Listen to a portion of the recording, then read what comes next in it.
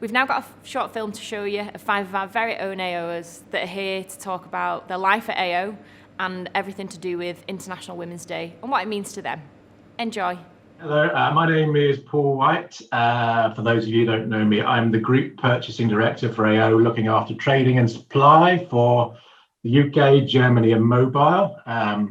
That's me professionally. Personally, I have 3 daughters, so I am very intrigued and excited to get involved in International Women's Day. I have a vested interest in the future of my girls, so very pleased to be doing this. And so before we start this, I'm just going to let everyone on this call introduce themselves. So if I may, Lynn, I'll come to you first. Yeah, hi, I'm Lynn Wood. I'm the Head of Client Services and I work in logistics. There's a few different strands to my role. So I work very, very closely with the quality of our drivers on the road and our engineers, but also the quality now of our operation. I also work closely with the Premier Fleet, which are our engineers and electrical installers on the road, and I'm responsible for our third-party clients, so people like Simba, who we make deliveries on behalf of their customers. And I've got a daughter who's 17, lots of trouble, and a son who's 15. Thanks, Lynn, and I'll pass smoothly over to Katie Moran. I'm Katie. I've worked at AO for 10 years and I am currently Commercial Operations Manager. I've recently completely changed career direction because I spent a lot of time working in supply chain before that. My current role oversees a lot of contact centre stuff that isn't the contact centre effectively. So contact centre reporting, contact centre analysis, resource planning and systems, and I cover it for mobile, Germany and retail, and I really enjoy it. Thanks, Katie. And now I'll hand over to Emily. Yeah, thanks, Paul. So hi, I'm Emily Rawlinson. I'm the lead business analyst for our retail estate within AO Tech. So I predominantly look after everything business analysis within our e-com, customer experience, AO mobile and data platforms. So what that means is realistically, the BAs go out and solve problems, whether that be in tech or outside of tech, and then come up with solutions, whether that be a tech solution or a business-focused solution. But that's what we do. I've been here about 5 years, absolutely love it. No kids, but I have a rescue dog who takes up probably as much time. Thanks for that. And now Jude. Yeah, hi everybody. So I'm Jude Harvey. I'm the inclusion lead here at AO. I joined in September, so relatively new. My role is to look at really putting an inclusion lens over everything we do. So from a people team, people experience, and then also across the business. So just trying to make sure that everybody is included and that we have a really diverse workforce. Thank you, Jude. And last but by no means least, Yasmin, nice to meet you. Hi, my name's Jasmine. I've been at AO 4 weeks. I'm the Director of Enterprise Platforms. So my role is to, I guess, look across all of the business areas from a tech, people and process perspective and see how we change it for the future, how we get fit for the future, how it helps us expand. I'm a women's mentor outside of AO, so I've done a lot of mentoring and coaching. And yes, very interested to get involved internally and start working with everyone. I don't have any children and I only have a male dog, so I don't really have any influence there either, but looking to add value wherever I can. Okay, well, thanks everyone. It was nice to meet you all and hopefully informative for everyone. So the first question I'd like to ask, which I'm going to volunteer a couple of you for, is what does International Women's Day mean to you? So if I may, Jasmine, I'd ask for you to answer that one first. What does it mean to me? I think, firstly, it's, I guess, a recognition of how far women have come kind of in industry. I think there's still a way to go, but there's absolutely recognition now in terms of gender pay gaps, in terms of putting more women in senior positions, that there needs to be that balanced view across countries, teams, organisations, etc. And for me, it's the recognition of the benefit of that diversity. Yeah. Okay. Great. And Jude, would you like to answer that too? Yeah, I think to echo some of that as well. I think it's a great opportunity for us to celebrate women and actually, stand out of across the world. There's been some big changes. this year, particularly where women have been involved. So it's an opportunity to celebrate, and if we bring that closer to home, an opportunity to celebrate the women in AO as well. I think, we all know it's been a little bit of a strange year this year. So a bit of positivity and celebration, I think, is really important right now as well. Great, thanks. So I've got a few questions to ask as we go through this. And next, I'm going to move over to Katie. Katie, did you see any female role models as you were making your way through AO in your career? Oh, having started at AO 10 years ago, I think it's fair to say that 10 years ago, it was probably a bit different to how it is today. It was definitely a male-led organisation. I was really lucky because for a long time I reported directly into Vicky Monk, and she has always been sort of at the forefront of pushing women forward in the business. And because I reported into her, I followed in that path. I also never particularly saw it as a disadvantage. Whilst I was always aware that there were more men leading the business than there were women, I didn't see that put me at a disadvantage. I was just like, bring it at me. Like, one day I remember somebody saying to me, like, you're moving into a big man's world type thing. We were talking about my career progression, and then he was like, oh no, I didn't mean it like that. And I was like, no, I mean it like that. Like, if I can go into a big man's world and make an impact, cracking. Like, I don't see that as a disadvantage. I just see it as more of a challenge, and it kind of motivates me more. Ultimately, I did move away from working for Vicky a lot. Now I'm back working for her again. And throughout my career, I have always managed to find women to have mentoring sessions with, just because I feel like they understand me a little bit better, click a little bit better. So yeah, whilst there were always more men leading the business, and whilst that is changing a little bit now, it still exists. I don't feel like it particularly put me at a disadvantage. I was just like, bring it on, like, let's go. Great. And having had the privilege of working with you for a while, I can reassure you did make an impact in the big man's world. So I saw you do it, don't worry. And just following on from that theme, I guess, Emily, if I can come to you, do you have a female mentor within the business, or would you like one? Interesting question. It's one for the past 5 years. I've always been asked from my manager around, have I got a mentor? Do I want a mentor?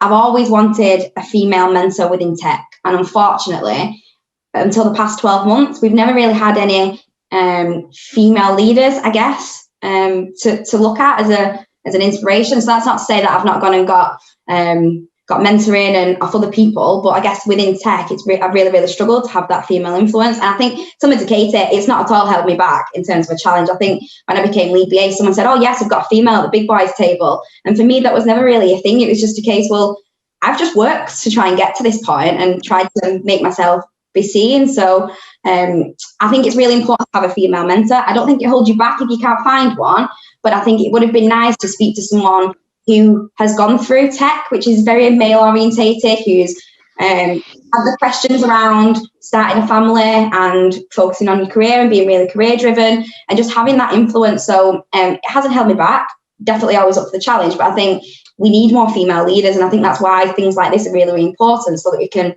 inspire more females to want to be in more leadership positions, especially within tech. So always been a bit of a gap for me. It's brilliant that Jasmine's coming now. I might come knocking at your door at some point, Jasmine. But we have that influence. So yeah, it's definitely needed. We need more of it. But stuff like this, I think, is brilliant that AO are really investing in.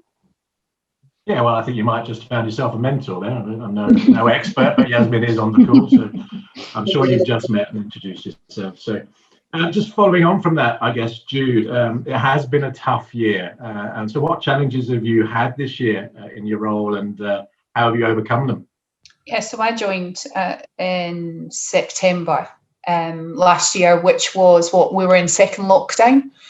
So I've never actually been to an AO office. I've never actually been into the building. Now, for somebody who's looking at inclusion and looking at diversity, actually to not be able to feel the culture as you go in, that's quite difficult. So I guess the biggest challenge for me has been, how do I overcome that by the power of Zoom, or the power of Teams, and actually build those relationships with people and actually get a bit of a feel about what's going on in the organisation. I think I'm naturally quite an inquisitive person, so to go out and just have conversations has been enlightening, and it's been, you know, it's been great, but it's also been much more difficult than if you were in an office environment where you could just sidle up to somebody's desk and introduce yourself. So I think that's been the biggest business challenge for me, and it will be as we go forward, to actually what does that culture become? Have we changed? Is it different, or is it going to revert back? So how do we find our way through that? The biggest personal challenge I've had, and actually it's more of a recognition, is recognizing that I am definitely not set out to be a teacher. I have zero tolerance for teaching. So put me in a business environment 100 times over, I'm far happier being here and having adult conversations, I think. Yeah, so yeah, luckily my kids don't need so much teaching, but I do feel for you. Thanks, Jude. So apologies, Lynn, this is going to betray our age a little bit. So I've known you now for nearly 20 years. I imagine you've aged slightly better than me on that. But what advice would you give your younger self, knowing what you know now, about how to proceed on your career? So I've had a really good think about it. There's probably kind of two elements, and one thing actually isn't a bit of advice. One thing is actually what I've learned from a career is that being helpful is very useful in your career. I didn't actually set out for it to be like that, but actually finding ways to help people and finding ways to listen to people in the workplace is massively important. And if you can do that, you can always build a network. You always find that, you know, people come back to you for advice or help or support. So that's probably number one, is kind of be helpful. It's a really good trait to have. And then from a kind of what I would tell myself as a younger person is, you know, I had two children quite close together. I did work part-time for a little bit, but I always worked on my days off. And probably the bit of advice that I would give is juggling things can be often seen in a really negative context. You know, oh, I've got to go to work and I've got to pick the kids up, and it can really feel like a bit of a treadmill, particularly when you've got young children or when they first start school and you're trying to work out after school club and all these quite complicated logistical challenges. And my advice, and I wish I'd given it to myself at the time, it's a real old-fashioned mum thing to say this, it goes like that. So if you have got children, try and enjoy some of the moments and try and take a bit of a step back and think that's a really good, that thing is great. And also for your career, because your career can feel like a treadmill and you're just getting through each day and it can be exhausting and so busy. But actually just try and find times to take a step back. And maybe it might not be a pat on the back, but it might just be a, God, that was really good. I actually really enjoyed that. Because they're the moments that when you're old and grey like me and you, Paul, you start remembering. Yeah, well, you've retained your hair a bit better than I have. And I know this is International Women's Day, but, you know, from a male perspective, actually, your kids, you blink and you miss it. And, you know, I've worked too hard at certain points in my career and probably sacrificed time with my kids. So yeah, it goes both ways. That I would recommend my younger self spend more time with your kids, because that goes and you don't get it back. And luckily they still love me. But Emily, I'm going to the most smiley face on the screen there. So do you do anything externally that supports young women in STEM? Really important question for me. Probably I'd like to, maybe you can explain it, Emily. Can you explain what STEM is as well, perhaps, before?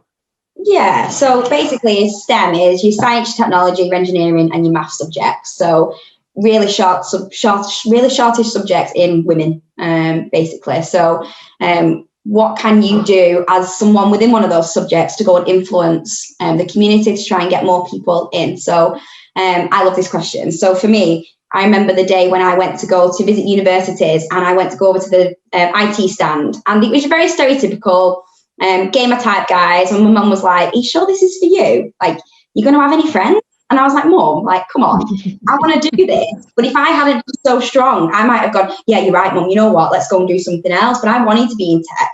And I think maybe if I just had a female stood at that stand or someone I could relate to, that whole journey would have been a lot easier for me. And I think that's been the same through every step of my career in tech. Very limited female influence. And it's important, I think, for you to be able to look at someone and go, I can be like that and relate to them. So one thing I've kind of taken upon myself is to become a STEM ambassador. It's free to do. You basically sign up for activities and you go into schools, you go and do like speed dating where you talk around your career and how you got there, and you try and be an influential person. And I try and do that very heavily around females so that I can hopefully influence someone like me that was going through those steps. I also try and drive a work experience program within our AO Tech, focused around females, so that we go out to schools in our local areas like Sharples, Bolton School, and try and get young females into our tech department so they can see what it's like. They can see how interactive it is, how we're not just sat behind desks all day. And there is roles like product owners, business analysts, project managers, where you can be in tech. You don't necessarily have to code. So it's something that's really passionate to me, and I care a lot about, and I think it's really important. And so the more stuff we can do like that, the better. And if anyone does have any questions about getting involved in any of that stuff, please do drop me a message. I'm going to be working with Jude on some of that stuff from a tech perspective, and I also do a lot in my personal time, so it's definitely something that we should do more of. I agree.